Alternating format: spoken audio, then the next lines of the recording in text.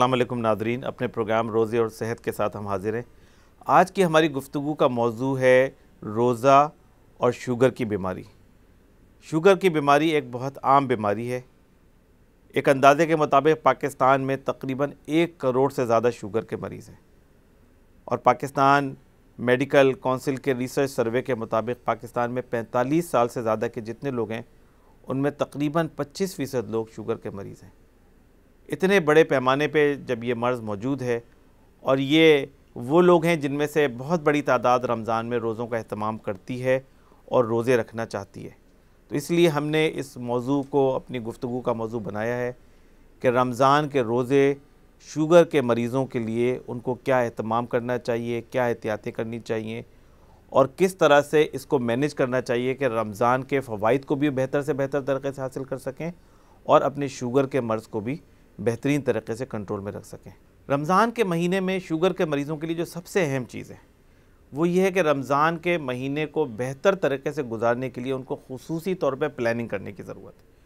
और ये प्लानिंग का अमल बिलुमूम रमज़ान से 1-1.5 महीना पहले शुरू हो जाना चाहिए। उनको इस बात की फ़िक्र होनी चाहिए कि अगर हमें रमज़ान के रोज़े रखने हैं और अच्छी तरीके से रखने हैं और रमज़ान के महीने में अपनी शुगर को भी अच्छी तरीके से कंट्रोल करना है तो उसके लिए हमें क्या कुछ करना चाहिए। सबसे पहली चीज़ तो ये है कि उन्हें अपने डॉक्टर से रब्ता करना चाहिए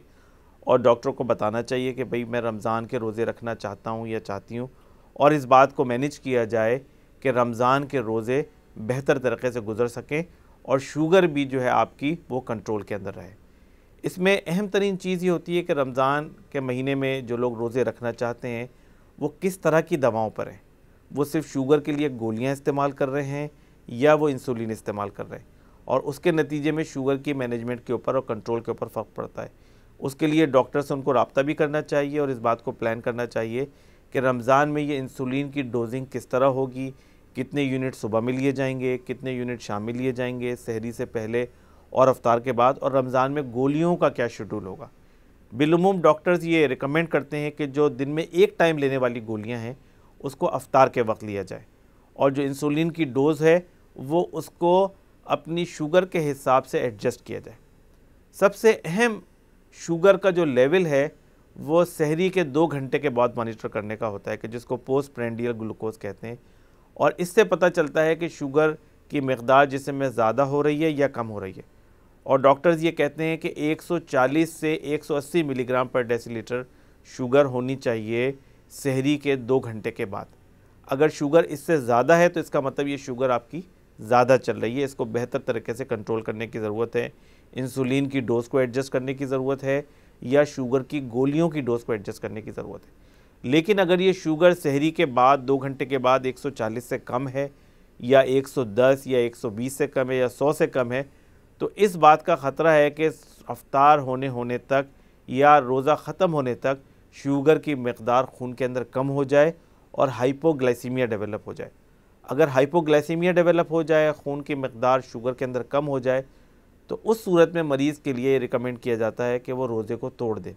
और इस बात की बड़ी अहमियत है, मरीज़ों को भी ये बात समझनी चाहिए और डॉक्टर्स को भी ये बात मरीज़ को कम्युनिकेट करनी चाहिए, इसलिए कि सबसे ज़्यादा अगर कोई अमवात होती हैं या बीमारियां होती हैं शुगर कम होने के नतीजे में तो वो रोज़े के अख्ताम पर होती हैं और वो इस वजह से होती हैं कि लोग कहते हैं कि अब रोज़ा ख़त्म होने वाला है, अफ्तार का वक्त करीब होने वाला है और रोज़े को तोड़ने के बजाय लोग चाहते हैं कि रोज़े को कंटिन्यू किया जाए। और अगर शुगर लो हो जाए और उसके बावजूद रोज़े को कंटिन्यू किया जाए सिर्फ इस वजह से कि आधा घंटा, 1 घंटा, 2 घंटा रह गया है और किसी तरह रोज़ा पूरा हो जाए तो ये चीज़ सेहत के लिए और ज़िंदगी के लिए बहुत ख़तरनाक हो सकती है। तो इसलिए मरीज़ों को वाज़ेह तौर पे ये बात पता होनी चाहिए और डॉक्टर्स को भी ये बात मरीज़ को कम्युनिकेट करनी चाहिए कि अगर शुगर का लेवल लो होना शुरू हो, चाहे अफ्तार में आधा घंटा ही क्यों ना रह गया हो, लेकिन अगर शुगर लो हो रही है तो फिर रोज़ा तोड़ देना बेहतर है रोज़े को कंटिन्यू करने के मुकाबले में, क्योंकि लो ग्लूकोज होने के नतीजे में बेहोशी तारी हो सकती है या और मसाइल जन्म ले सकते हैं जो शुगर के मरीज़ के लिए ख़तरनाक हो सकते हैं। रमज़ान के रोज़ों में शुगर के मरीज़ों के लिए बेहतर तरीके से रोज़े गुजारने के लिए इस बात की बड़ी अहमियत है कि शुगर के मरीज़ रमज़ान से पहले अपनी बॉडी के जो दीगर फंक्शंस हैं उनका भी चेकअप कराएं, बिलखुसूस गुर्दों का फंक्शन, क्योंकि रमज़ान में रोज़े के दौरान पानी की कमी की वजह से गुर्दों के फंक्शन पे इफ़ेक्ट करता है। तो इसलिए डॉक्टर्स ये रिकमेंड करते हैं कि तमाम मरीज़ जिनको शुगर का मर्ज़ है वो अपने गुर्दों का चेकअप कराएं और वो ब्लड का टेस्ट होता है जिसको BUN और क्रिएटिनिन कहते हैं, वो उसको चेक करें। और अगर वो बढ़ा हुआ है तो उसके बावजूद रोज़ा रखा जा सकता है, लेकिन उसके लिए खुसूसी एहतमाम की ज़रूरत होती है और एहतियात की ज़रूरत होती है, और इस बात की मॉनिटरिंग की ज़रूरत होती है कि रमज़ान के दौरान वो गुर्दों का फंक्शन ख़राब नहीं हो, इसलिए कि शुगर का मर्ज़ इट्सेल्फ जो है वो गुर्दों के लिए ख़तरनाक है और मुसलसल प्यासा रहने के नतीजे में गुर्दों पे उसके नेगेटिव असरात मुरतब हो सकते हैं। दूसरी बात यह है कि शुगर के मरीज़ों को रमज़ान में ज़्यादा फ्रीक्वेंट ब्लड की मॉनिटरिंग का अहतमाम करना चाहिए। ग्लूकोज़ की सुबह भी मॉनिटर करनी चाहिए, शाम में इफ्तार के बाद भी मॉनिटर करनी चाहिए। फास्टिंग ग्लूकोज़ की इतनी अहमियत नहीं होती है, लेकिन इस बात की अहमियत होती है कि सहरी के बाद 2 घंटे के बाद उसको मॉनिटर किया जाए और इफ्तार के बाद उसको मॉनिटर किया जाए।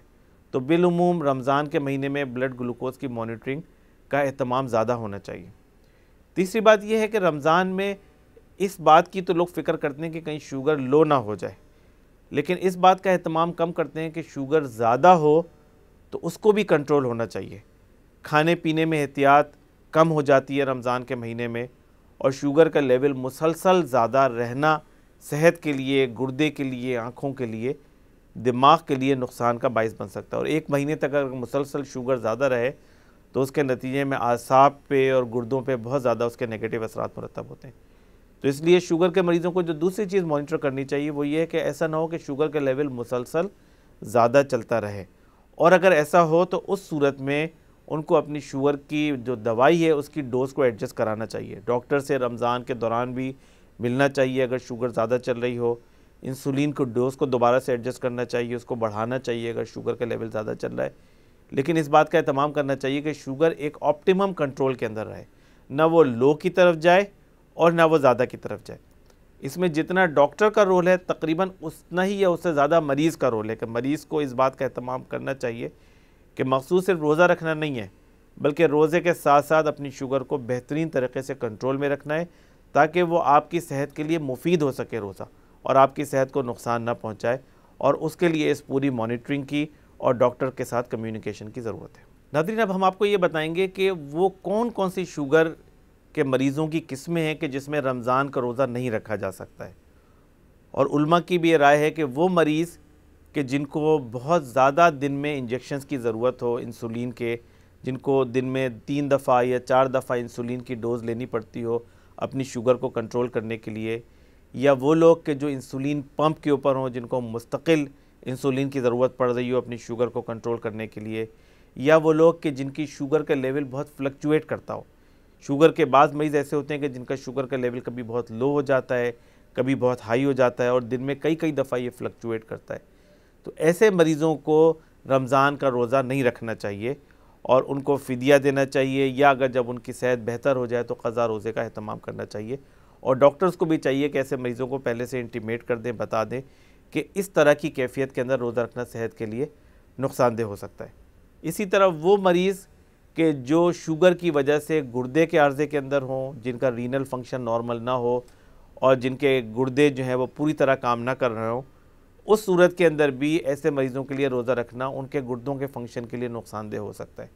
या वो मरीज़ की जिनकी शुगर का लेवल बहुत ज़्यादा चल रहा हो और वो अनकंट्रोल्ड शुगर हो, ऐसे मरीज़ों के अंदर भी रोज़ा रखना सेहत के लिए नुकसानदेह हो सकता है। तो इन मरीज़ों के अंदर डॉक्टर्स की रिकमेंडेशन ये होती है कि ऐसे मरीज़ रोज़ा रखने के बजाय रोज़ा न रखें, और जब तक उनकी ये सेहत बेहतर नहीं हो जाए और ये चीज़ें उनकी कंट्रोल में ना आ जाएँ, नॉर्मलाइज ना हो जाएँ, वो रोज़ा रखने से परहेज़ करें। जो शुगर के मरीज़ रोज़ा रखते हैं उनको कई एहतियातें करनी चाहिए। उनमें सबसे पहली और अहम बात तो ये है कि उनको बग़ैर सहरी का रोज़ा नहीं रखना चाहिए। सहरी खाना वैसे ही बाबरकत है और सहरी को छोड़ना नापसंदीदा है, लेकिन शुगर के मरीज़ों के लिए सहरी को छोड़ना बहुत नुकसान का बाइस हो सकता है। तो इसलिए उनको इस बात का भरपूर एहतमाम करना चाहिए कि कोई रोज़ा भी बग़ैर सहरी के ना हो, और सहरी की टाइमिंग भी इस तरह हो कि सहरी बिल्कुल आखिरी वक्त में की जाए। बाज़ लोग रात को 2 बजे, 1:30 बजे,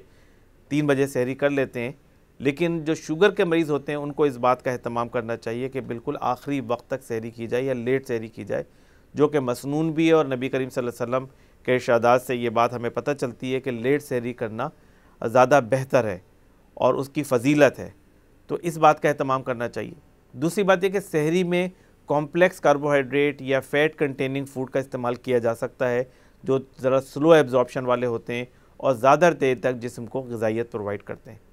सहरी से पहले जो लोग इंसुलिन इस्तेमाल करते हैं,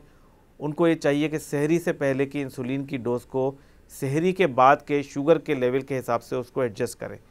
और अगर पूरे दिन और रात में जो इंसुलिन ले रहे हैं उसमें शाम के वक्त इंसुलिन की डोज़ ज़्यादा हो और सुबह के वक्त इंसुलिन की डोज़ कम हो। इसी तरह जो लोग शुगर की गोलियां इस्तेमाल करते हैं, अगर वो दिन में सिर्फ एक टाइम गोली ले रहे हैं तो उनको चाहिए कि वो गोली अफ्तार के बाद लिया करें, सहरी के बाद ना लें। अगर वो 2 टाइम ले रहे हैं तो फिर जो कम डोज़ वाली दवाई है वो सहरी में लें और ज़्यादा डोज़ वाली दवाई अफ्तार में लें। इसी तरह शुगर के मरीज़ों के लिए अपने पानी की मकदार को मैनेज करना बहुत ज़रूरी है। एक आम तौर पे रिक्वायरमेंट होती है 2 लीटर पानी जिस्म के अंदर जाना चाहिए 24 घंटे के पीरियड के अंदर। और रोज़े रखने वाले शुगर के मरीज़ों की भी मिनिमम रिक्वायरमेंट ये होती है कि 2 लीटर पानी उनको लेना चाहिए। और इसको वो मैनेज करें, इसको मेजर भी करें, नापें भी। एक आसान तरीका जो हम अपने मरीज़ों से कहते हैं कि 2 लीटर पानी की एक बोतल भर के अपने पास रख लें और अफ्तार से लेकर सहरी तक वो 2 लीटर पानी पूरा ख़त्म कर दें। तो वो जो 2 लीटर पानी बॉडी के अंदर होगा वो इस बात के लिए काफ़ी होगा कि 24 घंटे तक गुर्दे के फंक्शन को मेंटेन कर सके और उसको गुर्दों के फंक्शन को ख़राब होने से बचा सके। शुगर के मरीज़ों के बारे में एक बाज़ लोगों में ये एक मिसकंसेप्शन पाया जाता है कि शुगर को रोज़े के दौरान चेक नहीं कर सकते हैं। और बहुत सारे लोग कहते हैं कि रोज़े के दौरान शुगर नहीं चेक करनी चाहिए, रोज़ा टूट जाता है। तो ये गलत फ़हमी है, इस गलत फ़हमी को दूर कर लेना चाहिए। शुगर चेक करने से, चाहे वो आप ब्लड स्टिक के ज़रिए चेक करें या लेबॉर्ट्री में जाके चेक करें, रोज़ा नहीं टूटता है। शुगर के दौरान एक दफ़ा या कई दफ़ा भी शुगर चेक की जा सकती है। ब्लड शुगर चेक करने से वज़ू तो टूट जाता है पर रोज़ा नहीं टूटता है। दूसरी बात, इस रोज़े के हवाले से ये बात सामने आई है तहक़ीक़ात के नतीजे में कि ये जो रोज़ा रखने का अमल है ये इंसान को शुगर की बीमारी से बचाता है। जिन लोगों को शुगर की बीमारी नहीं है, और ये मेडिकल रिसर्च ने ये बात साबित की है कि इंटरमिटेंट फास्टिंग, जो कभी कभार रोज़ा रखते हैं लोग, उनको शुगर का मर्ज़ कम होता है। इस पर रिसर्च हुई है कि जो लोग महीने में एक दफ़ा रोज़ा रखते हैं उनको शुगर का मर्ज़ कम होता है उन लोगों के मुकाबले में जो रोज़ा नहीं रखते। या जो लोग महीने में 2 दफ़ा या 3 दफ़ा रोज़ा रखते हैं उनको ये शुगर की बीमारी कम होती है, इसलिए कि ये रोज़ा रखना उनको शुगर की बीमारी से बचाने में मुमिद और मुआविन साबित होता है। तो वो लोग जिनको शुगर का मर्ज़ नहीं है और जो चाहते हैं कि उनको शुगर का मर्ज़ ना हो, वो इस बात का भी एहतमाम करें कि हर महीने कम से कम एक दफ़ा रोज़ा रखें। हमारे नबी करीम सल्लल्लाहु अलैहि वसल्लम की सुन्नत थी कि हर महीने में कम से कम 3 दिन रोज़ा रखते थे। और अगर हम इस बात का एहतमाम कर सकें रमज़ान के अलावा बक़िया महीनों में कि हर महीने में 1 दिन, 2 दिन या 3 दिन रोज़ा रख सकें, तो उम्मीद है कि ये हमें शुगर के मर्ज़ से भी बचाएगा। नाज़रीन, आज हमने शुगर और रोज़े के हवाले से काफ़ी तफसीली गुफ्तगू की और हम इंशाअल्लाह आइंदा प्रोग्राम में अगले मौजू के साथ हाज़िर खिदमत होंगे। अल्लाह हाफ़िज़।